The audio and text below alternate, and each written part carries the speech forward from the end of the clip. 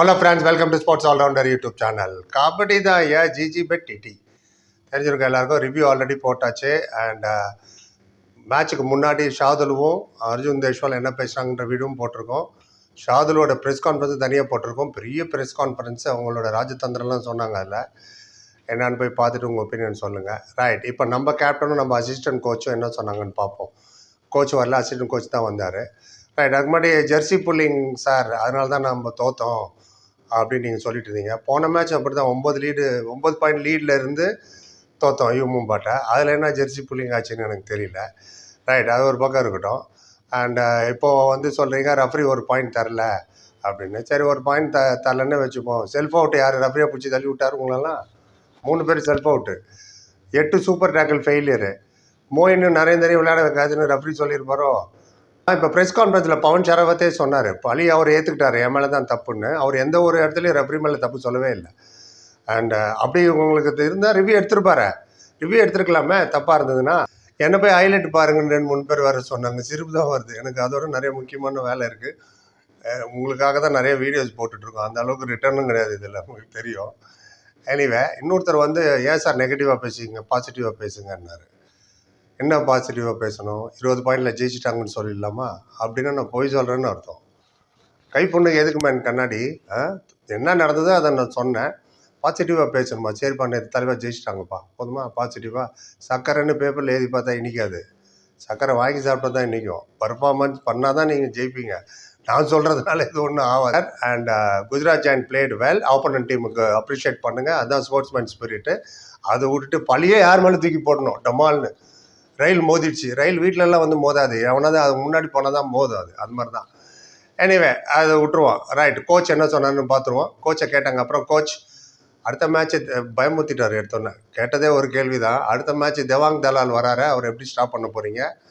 ஆனால் 6 நாள் கேப் இருக்குது உங்களுக்கு, நல்லா ரெடி பண்ணிட்டு வருவீங்கன்னு நினைக்கிறேன் அப்படின்னு கேட்டாங்க.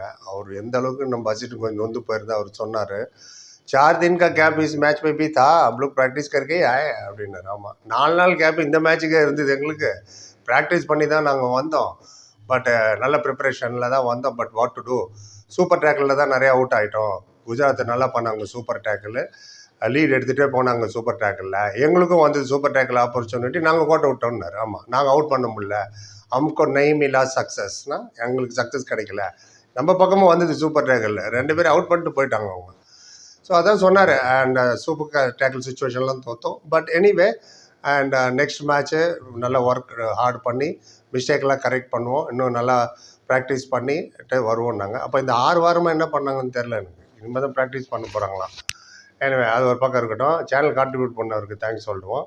கண்ணன்றவர் 40 ரூபாய் கான்ட்ரிபியூட் பண்ணியிருக்காரு. Thank you so much Kannan. Friends, fans, viewers, subscribers, நீங்களும் கான்ட்ரிபியூட் பண்ண நினச்சிங்கன்னா லைக் டிஸ்லைக் பக்கத்தில் சூப்பர் தேங்க்ஸ் பண்ணுறேன். ஒரு ஆமுக்கு 40 ருபீஸ் தான் மினிமம். கம்பல்சரியில் ரிக்வஸ்ட் தான். சேனல் வளர்ச்சிக்கு யூஸ்ஃபுல்லாக இருக்கும்.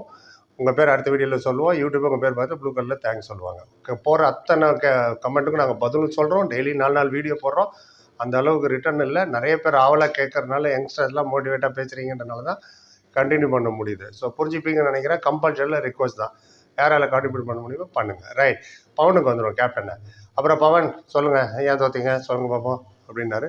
சொன்னார் सुपर टैकल में ही फंस गए थे हम, और मेरा और अर्जुन का भी हो गया सुपर टैकल. 8 सुपर टैकल में आउट हो गए हम लोग. उसके साथ ऐड लाइन आउट भी ऐड कर लेना.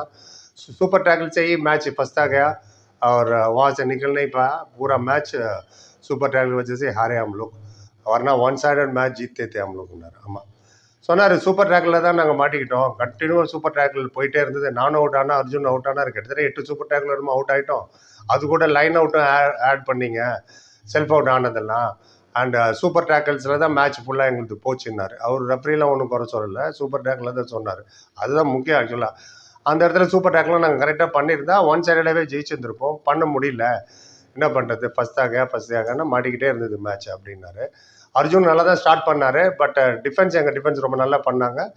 லீடு கவர் பண்ண முடியல எங்களால். டிஃபிகல்ட் சுச்சுவேஷனில் வெளில வர முடியல. சூப்பர் டேக்கிள் தான் திரும்ப சொன்னார். கேட்டாங்க, அடுத்த மேட்ச்சு உங்களுக்கு கேப் இருக்குது, பெங்கால் வாரியர் கூட ஜெய்ப்பூரில். என்ன மோட்டிவேட் பண்ண போகிறீங்க பிளேயருக்கு, எப்படி ரிலாக்ஸாக வைக்க போகிறீங்க மைண்டை அப்படின்னு கேட்கும்போது, இல்லை டீம் ரொம்ப நல்லா தான் விளையாண்டாங்க அண்ட் அவங்களோட பெஸ்ட்டு கொடுத்தாங்க. நான் என்னோட தவறை ஒத்துக்கிறேன். ஐ அக்செப்ட் மை மிஸ்டேக், மேரா கல்ட்டி மே மான்தா ஒன்று.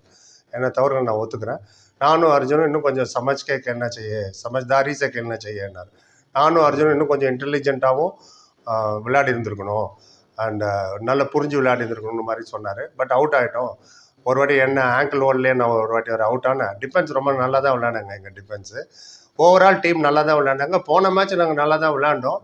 நாங்கள் நல்லா விளையாடலாம்லாம் இல்லை, நல்லா தான் விளையாடிட்டு இருக்கோம். பட் அந்த டிஃபிகல்ட் சுச்சுவேஷனில் போய் ஸ்ட்ரக் ஆகிடுறோம். அப்பப்போ அதுலேருந்து வெளில வர முடியல. அதை வில் ஒர்க் ஆன் தட். அதில் 6 நாள் கேப் இருக்குது, அதை நல்லா ஒர்க் அவுட் பண்ணிவிட்டு will do our level best அடுத்த மேட்ச்னாரு. அப்புறம் கேட்டாங்க சாகர் வந்துட்டார். ஜாலி தான், பெரிய பூஸ்ட்டுன்னு நினைக்கிறவங்களுக்கு கேட்டார் ஒருத்தர். பிக் பூஸ்ட்டு, லாங் இன்ஜுரிக்கு அப்புறம் வந்திருக்காரு. இன்றைக்கி மேட்ச் பர்ஃபார்ம் பண்ணல, பட் சொல்லி ரிதமில் வந்துடுவார். அதை பற்றி என்ன நினைக்கிறீங்கன்னு. ஏன் சாகர் ரிட்டர்ன் ஆனது ரொம்ப ரொம்ப சந்தோஷம். டீம் இன்னும் ஸ்ட்ராங் ஆகிடுச்சு.